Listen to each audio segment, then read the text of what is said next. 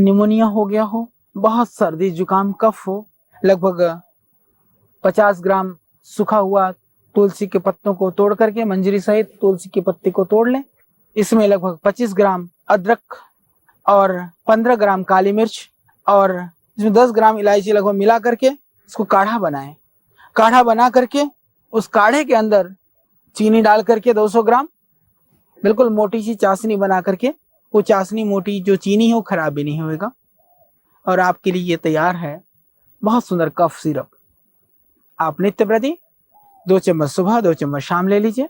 छोटे बच्चों को भी आप इसको दे सकते हैं, इससे आपको पूरा लाभ होगा। दोबारा सुन लें, लगभग 50 ग्राम तुलसी, उसका पूरा ये को मंजरी और ये सहित उसको पीस लें या कूट लें। उसमें लगभग 25-30 ग्राम अदरक और 20 ग्राम काली मिर्च, इसको पका लें आप लगभग आधा किलो पानी में पका करके, इतना पका लें लगभग बच जाए 200 ग्राम। छान लें, उसमें थोड़ी चीनी डाल करके वो चाशनी बना लें, बना करके उसको आप रख लें। ये आपके कफ में बहुत प्रभावशाली औषधि है और यह सिरप या यह शरबत सभी तरह की खांसी में बहुत बहुत लाभकारी है।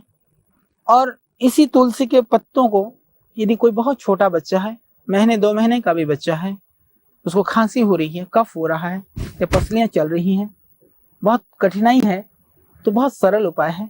आप इसको 1-2 बूंद रस को निकाल लें, 2-3 बूंद रस में थोड़ा सा शहद मिला दें और उंगली से उस बच्चे को चटा दें। बहुत ही प्रभावशाली औषधि है।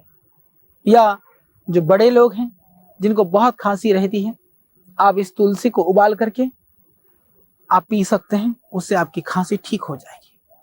चाहे वो किसी भी तरह की खांसी है, चाहे किसी भी तरह का सर्दी जुकाम है, साइनोसाइटिस है, एलर्जी है, किसी भी तरह की कोई भी एलर्जी है, इससे आप निश्चित रूप से दूर कर सकते हैं।